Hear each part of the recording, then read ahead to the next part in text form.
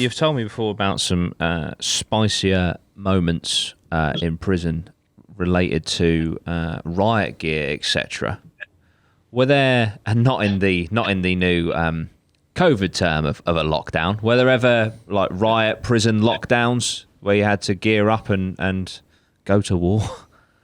Yeah, like often, like there'd be sort of like a designated member of staff or numbers of staff in each prison that were kind of what they call advanced CNR trained, which was a control and restraint thing, which was like all holds and locks and kind of like jiu-jitsu holds that all staff were trained up in, but you did have like an odd percentage of staff that were trained up on this advanced CNR. If a guy had smashed up a cell and he's threatening staff or himself, you would end up getting kitted up, and that involved 3 staff, one on a riot shield you see on TV, helmet on, pads on, boiler suit on. You'd go in and take this guy out and you'd restrain him and take him to the segregation unit. And usually these people are either high on drugs, or either just a fucking angry bastard, Just want to take out on you, And I've been there before, and we had this guy on the exercise yard in the segregation, and he was out in the yard on his own, and he was complete, fucking crazy. This guy was, and I unlocked him. I said, if I let you out and exercise today, when it's time to come back in after half an hour, just come back in, mate, because I don't want to be fucking getting all the gear on and coming around and rolling around with you because we've been getting on well. Yeah. And they're like, yeah, I'm not going to do that today. And he let him on the exercise yard, and I went out there, and at the time I was smoking, and I'd go on an exercise yard, have a smoke for the last 10 minutes. And I'd be like, yeah, come on in, mate, and you come down. And he looked at the floor, and I thought, fucking hell, here we go. And he looked at the floor, and he just shook his head. He went, no, I'm not coming in today. I went, look, I said this to you before, and I said, you're going to come in one way or the other. I said, let's not do this today, because I said, I don't fucking want it. They'd be like, no, I ain't fucking coming in. He went, go whatever you want. Go put your Power Ranger gear on. I'm not fucking coming in.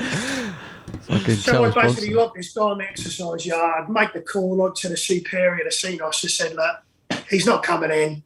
What do you want us to do? And he's like, well, you better get fucking kitted up then and get him on the exercise yard. So you'd be there and you'd have your shield. You'd have your shield up for like 45 degree angles. You're going to hit this guy because that's like your best weapon in your arsenal. So you were there, you'd be at the exercise gate door, the shield would be up, you'd have 2 screws behind you like in an arrowhead formation. And you'd be there and he'd be like pacing up and down as a prisoner, and you've got like a balaclava on, like to sort of like hide your kind of like nose there and your eyes would just be on show. And you were hoping that he didn't know that was you. And he'd be pacing up and down, and then like the psychological games kind, he'd be like, I fucking know you. I mean, like, you just say nothing. You'd be like, I know you. That's you, innit? You were out here earlier trying to be having a fag. And you're thinking, you're fucking getting it first when you come out here. And you'd be like, oh, fuck. The day you'd go, you'd hit him with a shield, you'd be rolling around. He'd have a bit of a fight. I'd be throwing her on, and you'd put him in a strip cell because he just won't conform. And you'd be stripping this guy under restraint, and people out there have got children, Arnott's putting a fucking baby growing a 3-year-old, but you imagine a grown man fighting, Jesus, fully clothed, and you're trying to strip this guy to make sure he's got no weapons on him, and just a complete nightmare scenario. Yeah. Does it, even with the pads on, can it hurt when they eat you? Yeah, because like you're there and they know that they're going to try and bite you and things like that and spit at you, and they know you're worried about people having hepatitis and AIDS. Yeah, because there's gaps. Is there gaps? Obviously, there must be gaps. No, you're fully boiled suit. You've got pads up to your elbows, and you've got your helmet on as well. So it's kind of like basically getting beaten up in motorcycle leather. I was going to say, do you get any kind of like buzz from that? Must adrenaline go. Your adrenaline goes. Is that part of the job? Like that sort of. As sick as it sounds, like in the early days, you kind of like your adrenaline. Everyone's been in a pub where there's been a bit of bother, and your adrenaline start pumping, the legs start going a little bit.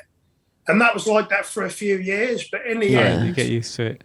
I know it sounds really sort of cheesy and a little bit kind of like crazy, but you became a bit numb to it, thinking, I just want to get this guy put away, really, You had no adrenaline buzz from it in the end, which was like, you'd be afterwards making a laugh and joke with it with the guys you're working with, and you'd be like, this ain't fucking normal, is it? I've just like been rolling around with some murderer for fucking 10 yeah. And they having a cup of tea. Because I imagine they have to be a certain kind of person to obviously do the job, and there must be something inside that's like, you know, you kind of want to explore the stories and I don't know, like I say, we've done security and stuff in the past, and sometimes it can get a bit boring. I imagine it's not like that in prison, but you kind of, you know, something kicks off. You're like, oh, right, let's go, boys, sort of thing. But like I say, you know, you're dealing with, you know, very dangerous people, so obviously it's probably not so much like that. But like I say, must have to be a certain type of person to like when I left, big set of kahunas, mate. Sure. But when I left the job, that was a bit strange when I left the job, because I went back in there engineering, and I'm away working on this piece of machinery, and I'm working, and this guy I'm working with, he said, "Is everything all right?" I'm like, "Yeah, everything's fine." I said, "But I'll be honest with you." I said, "I worked as a prison officer for a lot of years." I said, and I'd be working away, but I said, I'd have one ear happening outside. I said, and I'm finding it really hard to struggle on doing one thing, you know. I said, I feel like I keep wanting to listen to something that's not going to happen, if you know what I mean. Hell, you know, but I just found out how to concentrate on one thing. Yeah, because I guess you're just always on edge, ain't you? It's like there's always something that can. Well, it's a different. Every day is a different day, I imagine. You let your guard down once, and like you can, you know, it can be game over.